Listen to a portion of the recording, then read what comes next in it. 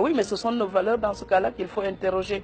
Non, mais franchement, pourquoi vouloir acheter une BMW quand vous n'avez pas le prix d'une charrette?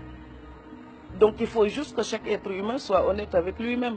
Pourquoi vouloir faire un baptême à 5 millions, un mariage à 20 millions, quand on n'a pas assez d'argent pour ça? Donc le m'as-tu vu ngistal? Donc Kotibarme déjà condamné le ngistal. Pourquoi continuer avec la protection des apparences comme ça, où les gens sont prêts à sacrifier leur vie pour être bien vus dans la société? Qu'est-ce qui est plus important? Vivre en paix avec soi-même ou être apprécié par des gens qui ignorent votre détresse intime? Vous savez? Mais vous savez, le sutura là, c'est le nid de l'hypocrisie aussi. Le fameux sutura fait que quelqu'un devient truand, prend l'argent des gens et puis sauve les apparences. Et on va dire, ah, ni mo baaxe, dafa tabe, ni mo baaxe, dafa tabe. Et puis un jour, il va en prison parce que détournement de fonds. Et les mêmes qui disaient, ni mo baaxe, dafa tabe, ye doomu diw ba de mom dafa dem kaso. Mais lu ko yóbbu kaso mooy la mu leen daan jox. La solidarité africaine, elle est belle, elle est magnifique. Mais quand elle est dévoyée, elle détruit les gens. Et je voulais aussi parler d'ici de la relation des immigrés, parce que vous m'avez dit j'ai écrit là-dessus. Oui, 3 livres là-dessus. Mais vous savez, beaucoup d'immigrés en Europe souffrent. Parce qu'on se demande parfois si la famille les aime vraiment. C'est que du matériel, matériel, matériel. Les gens appellent uniquement pour demander des Western Union. Je voulais lancer un appel à toute l'Afrique.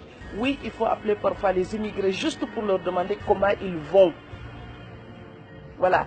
Êtes-vous en bonne santé? Comment ça va? Est-ce que le moral, ça va? Juste ces questions-là. Mais à un moment donné, les gens là, ils ont peur quand ils voient 00221. Donc vous croyez qu'ils travaillent, ils ne décrochent pas. C'est qu'ils ne veulent plus décrocher, ils en ont marre. Il faut le dire à notre société. Moi je le dis, hein, ça ne me coûte rien, c'est la vérité. Donc j'ai vu quand j'avais pas un centime, ma maison était vide. Donc maintenant quand on travaille, les gens ils viennent. Donc on a besoin des gens quand ça va, mais on a aussi besoin d'eux quand ça ne va pas. Alors que quand vous êtes en Europe, les gens pensent que comme vous habitez un pays riche, vous êtes riche. Mais non.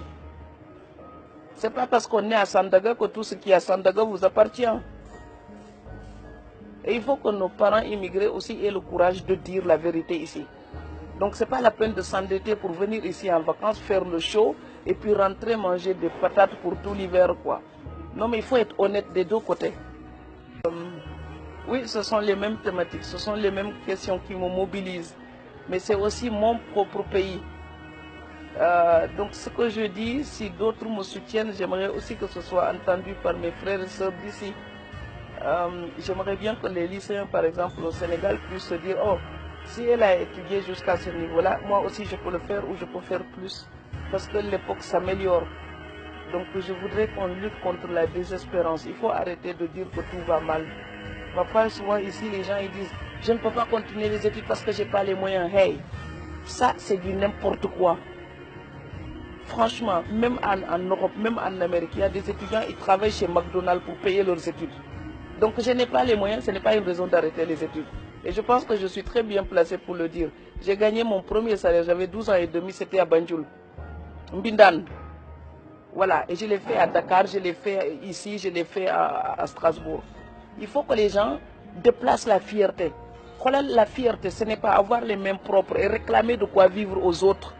La fierté, c'est transpirer pour faire fleurir sa propre vie. Et au Sénégal, on a parfois des fiertés mal placées.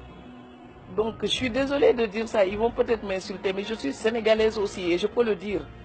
Le travail rend les gens plus propres et plus dignes. Donc, il faut qu'on travaille. On dit le sous-développement, mais l'Europe là, tout le monde veut aller en Europe. Après la guerre, c'était un tas de pierres. Il y a même des gens, ils avaient tellement faim qu'ils mangeaient des rats. Et aujourd'hui, quand on les regarde, ces pays-là, on a envie d'y aller. C'est parce qu'il y a des gens qui ont eu la fierté de dire, je vais changer mon quartier, je vais changer mon village, je vais changer ma région, je vais changer mon pays. Le respect de l'heure, le respect de la qualité du travail, pas du bricolage, du sérieux. Et les bonnes personnes à la bonne place. L'Afrique a besoin de ça. Et c'est pareil dans tous les pays africains. Il faut une révolution des mentalités. La bonne personne à la bonne place et le travail sera fait. Et s'il n'est pas fait, on le dégage, on met quelqu'un d'autre sans état d'âme. Mais ici, quand on veut dégager quelqu'un, vous avez toute une tribu entière pour dire non. Donc, à un moment donné, sa place. C'est comme ça que le monde se développe. Et tant que l'Afrique ne fera pas la même chose, elle restera stagnante.